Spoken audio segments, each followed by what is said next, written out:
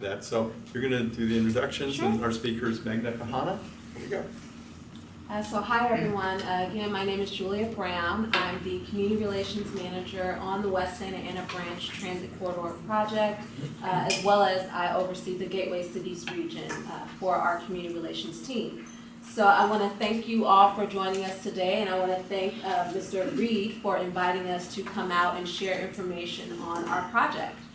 Now I'd like to introduce Magna Kahana. She's our project manager. She's going to provide an overview for you of where we are, where we've been, where we're going, as well as we'll be happy to answer any questions you have at the conclusion of the presentation. So, Magna. Manager on West Santa Ana Branch. I am the Senior Director with the system-wide team that's under Mobility Corridors. So my team oversees 5 different projects, including West Santa Ana Branch, which I'm managing. If you haven't heard about the project, I'm going to give you a quick overview of the project. The project is actually driven by 4 goals. It wants to provide mobility to the southeast cities. We do want to support local and regional land uses, and this is actually driven by the TOC policy that was recently adopted by Metro Board. So as we are working on the environmental and design of this project, we are working on a parallel study which is looking at transit-oriented communities around the station area. And EcoRapid has been a partner on that study, and we are working with them on that study. So as we get into advanced conceptual engineering design or preliminary engineering design, we will still continue to explore first mile, last mile, and we will continue to explore transit-oriented development around the station area. We do want to minimize environmental impacts. That's the key goal of any transit project we build. We want to ensure cost effectiveness and financial feasibility, as this project is on the list of 28 by 28, and we are looking at P3 potential for this project. And we want to promote equity. Again, recently we are working on an equity platform, so we want to ensure that this project ensures the goal that is being set up by that equity platform. And that platform, the goals and objectives are currently being defined. So as we work along this project, some of those goals will tie into this project. Project overview. It is a 20-mile long corridor starting all the way up from in the north at Union Station. Starting up in the north, by the downtown core or Union Station, and I'll say why I'm differentiating between downtown core and Union Station, because we are looking at 2 alternative ways of connecting into the north. South of Slauson, which is the Blue Line station, this project is primarily at grade, and it serves 15 new stations along the entire corridors and 20 individual cities. So it does require a lot of coordination with the cities that are along the corridor. One thing that's really good about this project, it has population and employment densities which is 5 times higher than LA County. So it does serve a lot of residents and jobs in this area, and these jobs and population is expected to grow by 2040. This project has a very long history, so it started with SCAG approving this project with alternative analysis back in the days. Then Metro started looking at technical refinement studies. We started the environmental on this project in 2017. We did round of scoping meeting. We had to take a break, look at the northern alignments. I'll walk you through those northern alignments. And now we re-initiated the environmental. We recently completed scoping meetings in July, and we are now working through those scoping meeting comments and environmental analysis. As part of the previous scoping meeting in June of 2017, the scoping meetings we conducted, a lot of comments were focused on the northern alignment. Therefore, we decided to take a step back. We did a northern alignment technical refinement study, which we took to the board in May. And based on that technical refinement study in May of this year, our board selected 2 alternatives which we are carrying forward into our environmental. The first alternative is alternative E, that's shown in that dashed blue line, which connects to Union Station. And at Union Station, as part of that alternative, we are looking at 2 station options. One station option would be located just south of Alameda in the Union Station forecourt area. And the second station option we are looking at is behind MWD building. So alternative E, which is the dashed blue line, is underground. And so is alternative G, which is shown in that orange line. And alternative G also has 2 station options. One station option connects it to 7th and Metro, and the other station option takes it to Pershing Square. So these are the 2 alternatives, and each alternative has 2 station options which we are carrying forward into the environment. And both these alternatives are underground. So just to profile, as you can see, alternative E, which we call the Alameda Underground, will have stations at Union Station, Little Tokyo, and Arts District, and that's an underground segment. And then the profile changes to aerial when we get to the blue line area by Washington, Vernon, Slauson, and then we get to add grade through the Pacific Randolph area, which is Huntington Park. Similarly, downtown transit core is very similar. It will have underground segment, but the stations will be at 7th and Metro, South Park, Fashion District, Arts District South. Some of these profiles, we are still working through our ridership analysis, traffic analysis, so we are working, and adjacent cities. So as you see these, they are getting updated. The southern alignment, which is just basically now looking at the segment south of Slauson, this segment is primarily at grade, but like I just mentioned, we are currently looking through grade separation analysis again and revisiting some of our traffic and ridership, and also working with the cities and the scoping comments, so there could be some variations in terms of the stations, but it's primarily at grade. We are exploring an optional station at Bloomfield, and we want to carry that into environmental, but still working on the details of it. So just to give you an idea of the profile, from the Pacific Randolph, which was at grade, the station, the alignment will stay at grade through Florence and Salt Lake. We do want to separate it at Firestone. Again, it would be at grade as it goes through the Gardendale, the freeway at 105. That's where it will be in a bridge structure crossing the freeway. We are working through those details right now. And again, Paramount, Rosecrans, it's aerial, and then it stays at grade through Bellflower, Gridley, and Pioneer. The timeline of the project, as I mentioned, we've completed scoping meetings in July. We are planning to release the draft EIS sometime in mid-2020. The schedule, like I mentioned, it is on an accelerated schedule. We are looking at ways of accelerating the EIR, but we are looking at mid-2020 for release of the draft EIR. And then with the final certification coming in 2021. Alongside the EIR, Monica can speak more to it, we are looking at releasing the preliminary engineering RFP sometime in this month or next month. And I'll let Monica elaborate on it later during questions. As I mentioned previously, we are preparing the TOD strategic implementation plan. So as we are looking at the stations, we are also looking at first mile, last mile connections and TOD opportunities. This is a parallel study, but we plan to continue building upon it as we work through environmental, as we work through advanced conceptual engineering design and preliminary engineering design. And with that, I will turn it over to you for questions. Actually, we've got Monica Bourne that will be talking to at the same time. Monica, right in the middle of food now. Oh, it's okay, it's okay.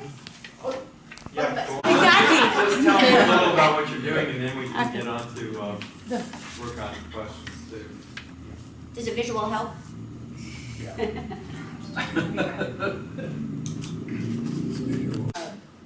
Curative performance, about 10 years at least. This project, 20 miles of potential light rail. And being a P3 here, we're expecting to also get this going in time for the Olympics too. So contract type, cost plus fixed fee. Hoping to do it as a lump sum, but that didn't quite work out. I'm sure you guys like that, cost plus fixed fee. And then again, also assumed that the overall contract for getting it designed and built is a P3 type of contract. 3 phases of work. First phase being preliminary engineering and support of the procurement documents. We've got estimated 24 months to do that type of work. The PE and the procurement documents, some of the procurement documents are going to be done in-house. We've got our own staff on board, and then we've also got staff augmentation through our existing project controls contract, which is Jacobs. So they're going to be doing some of the procurement documents there, including just starting the performance specifications, because this is a P3, no technical specifications. We're going to be doing performance output. Jacobs is going to be starting on that soon because it's going to take some time for us to figure out what we want to specify and what we feel comfortable leading up to the future P3 contractor. Lots of coordination with Metro and third parties going on during this first phase of work. And again, because it's a P3, we anticipate at least some of the documents being 30%, some of them may not be. And again, overall, it's supposed to be supporting the procurement process. So it's something that will be a work in progress with Metro because this will be our first light rail P3 endeavor here. Phase 2 is bid support. This bid support of 12 months will be overlapping with phase 1, which is the 24 months I just talked about. Bid support, again, will be on the technical side. This is a technical contract. Phase 3 will be design support during construction and last at least 6 years. Any questions on the phases? I'm going to dive into a little bit more detail. Pretty straightforward? Yeah. Is this all one team basically? It's all one contract. 3 different phases, one contract. No options here. This is everything. When do you see the P3 team coming on board on this?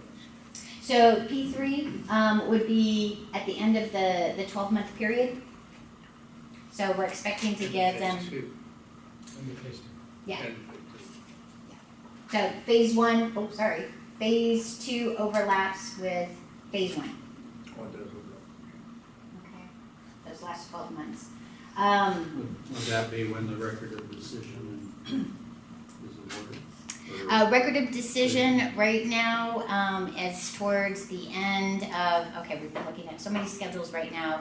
So it would be towards the end of 2020, right? Early No. 2021. So, 2021. okay, 2021, and so then sometime after that, yes, the NOI would be given for the contractor. And yes, my math is a little bit off then. Part of the reason why it's off, because I like to be honest with you guys, we have an accelerated schedule, and so that's what I'm working at is this accelerated schedule. So that's why we're a little bit off here. Okay, but by the time you guys get started, we're gonna know what schedule we're on. Okay, so all right. Okay. Yeah, trust me, Tom, we will. Okay, so phase 1 again, working on both a draft and a final for the PE and supporting the procurement documents. So breaking this down, what's the PE involved? Systems work, we've got our existing contract with LTK, so they're going to be doing the systems portion of the work and handing it over to the PE consultants there. So specifically corrosion control, train control, communications, and traction power. Again, we've got some time right now, so we're not sitting around twiddling our thumbs. LTK is actually going to be starting to work on their operational plan so that they can build the model and verify, can this be run at the time that we're saying it can be run, and start doing the load flow analysis too, so that when the PE consultant comes on board, we're going to have that information ready to hand off. Utility investigation, again, we're starting on that now. Taking the information that was pulled together by Bullock on the WSP team and start figuring out, okay, where are the holes, where else do we need to pull some more information on. And ultimately, we want to do advanced utility relocation. It is a bit of a challenge because we do have 2 alignments. We have 18 miles of alignment. That's 1 alignment so far, and then the last 2 miles, the most challenging, are where the option areas are. So it's a little bit of a challenge in trying to figure out how we're going to be able to do advanced utility relocations for those last 2 miles. But we'll wait till after the LPA and then start getting that going. And sorry if I'm going so fast, but it's in my head and I just want to get it out to you.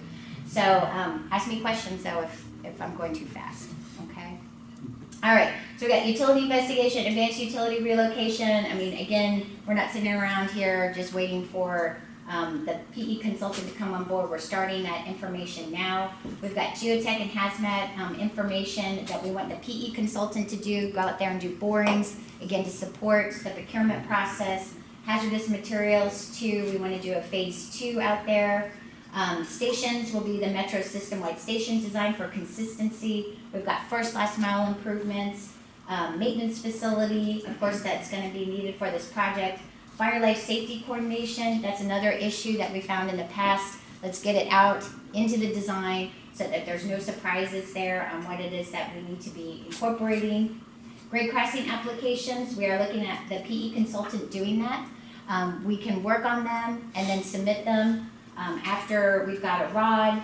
So we're going to do everything we can to get those applications ready. We've got several grade crossings there, and basically everything at grade aerial all needs to be applied for.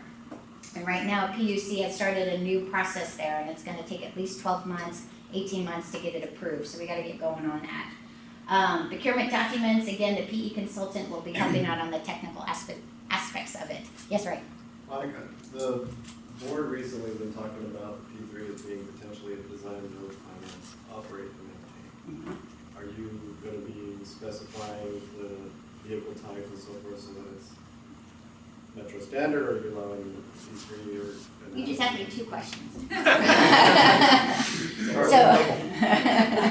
So design, build, operate, maintain, finance is what we're looking at for the P3, along with design, build, operate, maintain, along with design, build, operate, finance. We're looking at all different combinations. OEI is taking the lead on that. So the idea is that we're doing that business case scenario for a typical P3.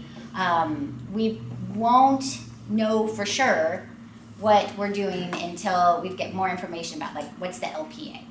So vehicles are also being looked at right now too as being part of the contract or not. It's still a work in progress. So same thing. I don't have a final answer for you right now. It's still being investigated. But we are doing our homework. We're talking to other agencies who have done this before and trying to figure out what are the pros and cons of that, and trying to put our recommendations together and then present that internally to upper management and then go from there. So I don't have an answer, sorry. But that's our process. Okay, anyone else? No? Okay. All right. Phase 2, which overlaps with phase 1, the bid support. So again, on the technical aspect of this, supporting our proposal process for the P3 consultant to come on, or P3 contractor to come on board. So attending pre-proposal meetings, answering RFIs, evaluating ATCs, all of that. So pretty much the typical process for the procurement, but again, the focus is going to be on the technical side. Phase 3, design support during construction. So once the contractor gets on board, 72 months at least, at a shared facility with Metro, and then providing staff augmentation. Again, on the technical side, we will have a separate contract for the construction management side of this. Okay, that's it in a nutshell. Any questions? Yes? Could you repeat again what the environmental document timeline was again? So for the environmental document, we are looking at releasing a draft EIS mid-2020. But as Monica was saying, there are various schedules that are floating around right now. We are trying to accelerate that. and bring that up closer to early 2020. But like I said, right now it's safe to assume that early 20 to mid 2020 is when we plan to release a draft, select the LPA, and then have a final certification done by late 2020 or early 2021. So the preliminary engineering team will work with your environmental team to, The point of the PE is to support the procurement process. okay. But we're not gonna be working in a vacuum. So as we advance the design, right, we're gonna be doing plan and profile too. If something comes up, Megan and I are coordinating with each other to make sure that whatever we find, we're sharing, and especially if it affects the environmental process. Right, and alongside the environmental, we will be advancing the design. So right now we have conceptual engineering, we will be advancing it to 15%. So in the meantime, when the PE contractor comes on board, there'll be some coordination there and some decisions that will inform the environmental.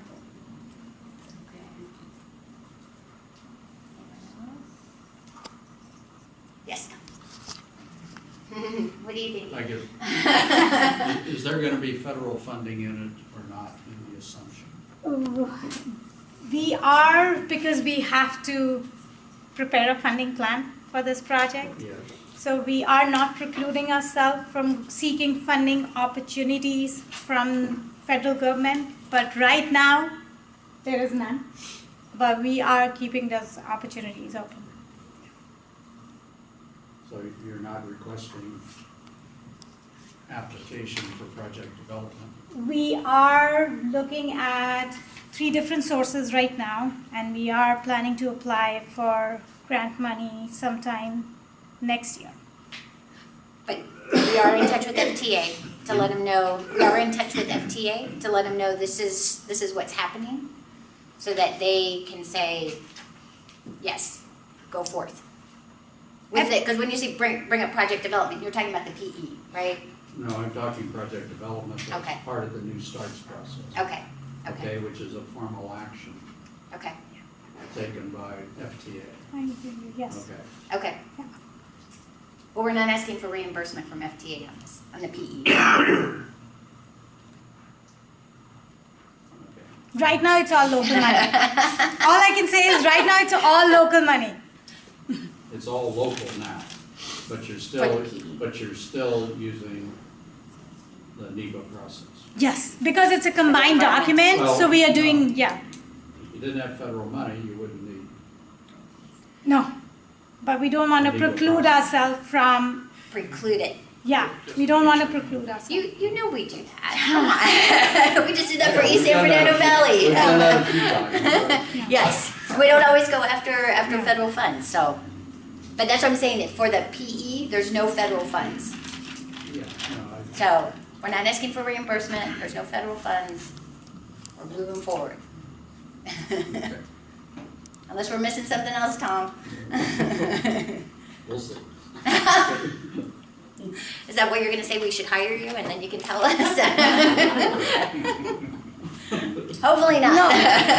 I totally, But it's important how they come together. it's, I hear you, like for airport metro connector, we ended up doing just a CEQA only document, and then we did a categorical exclusion, even though that project was locally funded. We didn't want to preclude ourselves from getting federal funding, but in this case, we're doing a combined document. That's all I'm gonna say. Okay. Understand. Any other questions? Yes. Of the 20 miles, how much of it is on the old PE right of way? 8, I- almost 8 miles, Almost, I think I saw 7.6, is that? almost 8. And the other, that's in the southern part. Yes, it's in the That southern right of part. way extends all the way to downtown though, doesn't it? It doesn't. It does not. No, that's-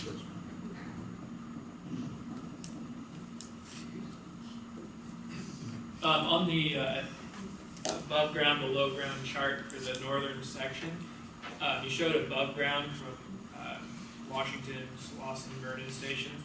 But that's contiguous with the blue line right away at that location, is it not? So the My recollection, that section is not above ground? No, it's okay. It's at grade. So is this going above that, or is it sharing tracks, or is Blue Line moving up, or what's going on? So in that segment, Blue Line, we'll build our own tracks, own set of tracks in the right-of-way that's there with the freight. So we will be right next to it, but we won't be sharing tracks. Got it. But you will share stations? No, there'll be separate stations. Because if you're building your own track, we're building our own stations. We just have to figure out a way how these stations connect and how passengers can transfer from one station to another, but they'll be separate. On the shared freight corridor, how far have you gotten with the repeat? We are initiating discussions with them. So as part of the PE, I don't know who asked that. As part of the PE, we're gonna be advancing the design there. The idea hoping that we can get actually freight design done as much as possible and hand it over to the P3 consultant. Or, I keep on saying that, P3 contractor, sorry. Consultants on my brain. So, yeah, so that's part of our lessons learned there is trying to get that design done as much as possible because we've got a lot of freight to relocate out there. And also as part of our environmental document, we do need to address some of those issues. So we are starting that discussion with them. We have had several discussions with them on other projects, so we are bringing this to their attention. So FRA is gonna be involved? Definitely. Okay, And then FTA is helping us with that coordination right. with FRA. I wish they were not, but yeah. No, they will. Now, where will the train yard be located?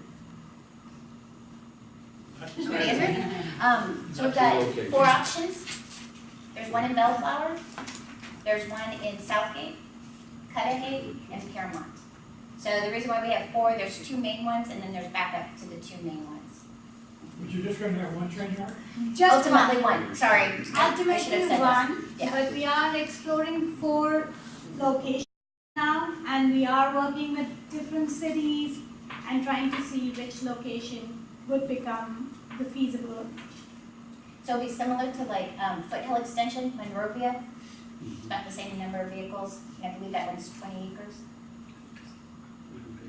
Have you found that it's much more complicated politically and otherwise with 20 cities instead of dealing with just 1 or 2? Is that a problem? 13 cities. Yeah, and I have to say that the coordination, EcoRapid has been helping us with some of that coordination. The COG has been helping with some of the coordination, and the cities down south have been very supportive of the project.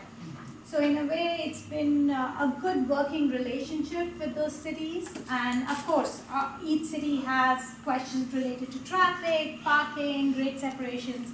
So we are working with them on those issues. And that's why I was saying, as I was showing you the alignment and the profile, some of those things are getting updated based on some of the additional analysis we are doing. But it has been a good relationship.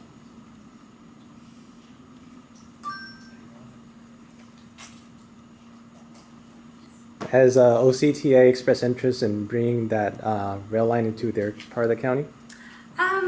We have been in discussions, and we haven't heard any support for extending it, but we have talked about bringing various bus lines and connecting it into the station.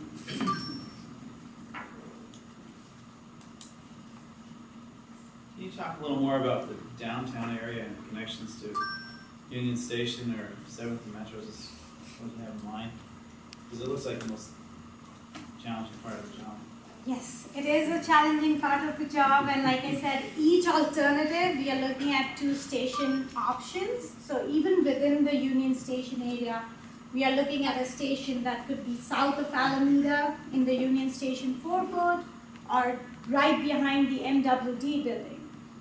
And also in the downtown core, we are looking at a station at 7th and Metro or Pershing Square.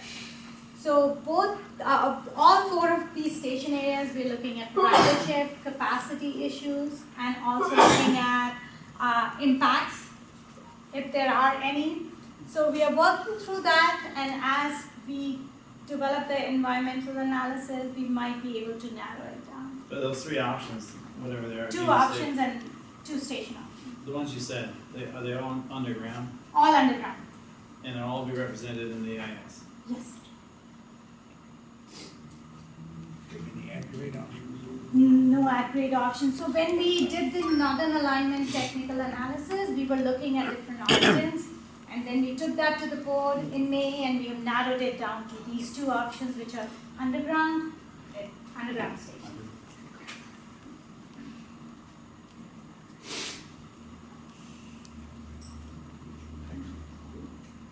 Thank you. To go over the CBD alternatives, you said there was 3 routes? Two 2 now, routes. and they're both underground. They're both underground. 2 routes, both underground, with 2 stations attached to each alternative. One more thing on the PERFP, whichever one comes out first, East San Fernando or West San Ana branch, they're both gonna be basically the same. So once you see one, you pretty much see the other. Might be a little bit difference in timeline, but it's basically the same scope of work. So if you go after both, you're set. If they don't go after both, just look at one, the first one that comes out. Okay, but I don't wanna see the same teams, okay? On both of We're them. gonna have it simultaneously. They will be almost released, they should be, if I can have things my way, they should be, but it probably won't come out exactly at the same time. But that's what I'm saying, like, if one comes out early, take a look at it, and then you'll know what the other one will basically say, so you can start preparing. Which one is more priority to you? Both. They're both want to be done at almost the same time, so, yeah. All I can say is like for another project, the Green Line extension to Torrance, we are trying to stagger that a little bit, so not all 3 come out at the same time. Thank you. But then we want to avoid the holidays. Then we want to avoid the holidays and not have you work during Thanksgiving. Thank you about that too. I tried, but I couldn't get it out in time.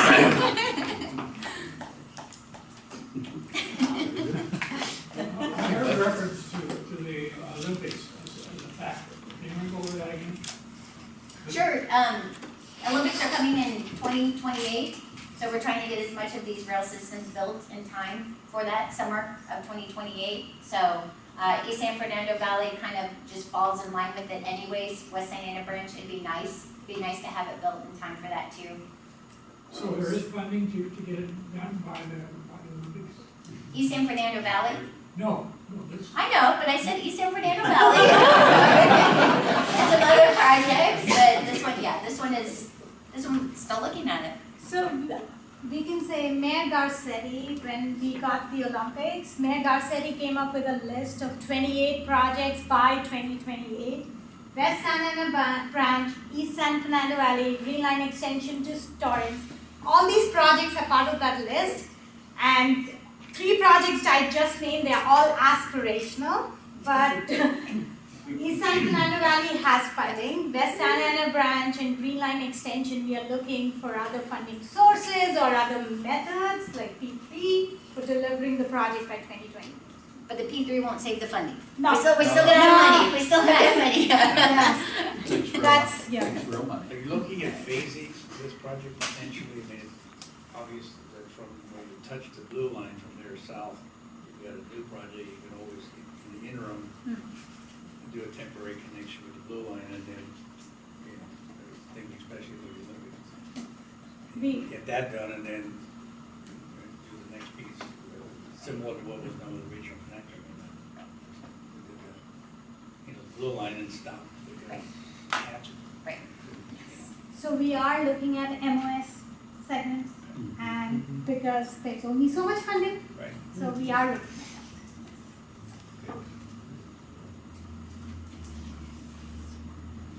Anything else? Yes, yes. that. But we want to ensure cost effectiveness and financial feasibility. So one more question about the P3 and what are you requiring from the P3 or when is that going to be started? It's, As so, far as the request and getting someone on board. So, for the P3, what we're talking about there is the contractor, right? Right. We're talking about Yes. the, For the consortium, it would be, yes, yes. yeah, or what is it? Concessionaire. Concessionaire, not the concierge, Yeah. that's what I like to call it. But anyway, so yeah, so yes, I mean, that's what the whole PE procurement process is, or PE supporting, right? So right now, on our aspirational schedule, we're trying to get an RFQ out next year, Next year. to start that whole process. Okay, are you requiring anything at this point from that type, the concessionaire, or basically that will, okay. That will be, we had like a DBE, information session earlier this year, that was focused on P3. Okay, And then next year, before the RFQ comes out, we'll have like a meet the primes yes. to give DBEs more opportunities there too. But just remember, it's still a design build contract at heart, and then Right. O&M potentially in finance potentially on top of it. So,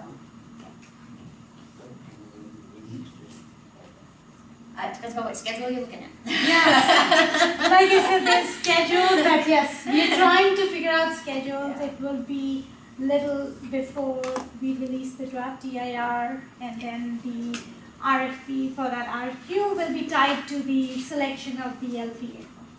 So we're still working on that schedule, otherwise we'll give you dates. It's not that we don't want to give you dates, we're still working on that.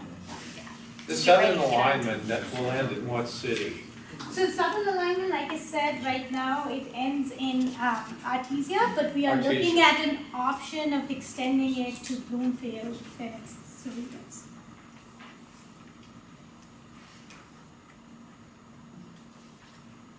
It's exciting. Very exciting. Hopefully we're not confusing you, with all of this. Yeah. I'm not confused. Yeah.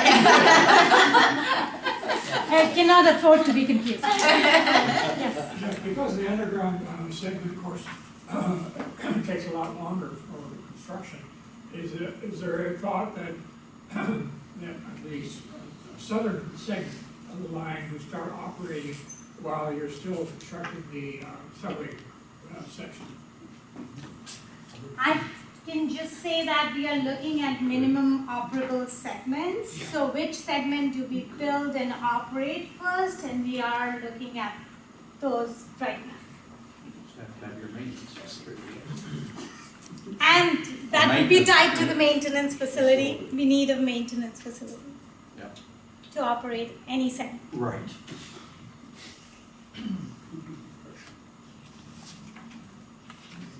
All right. I'm hungry, thank you.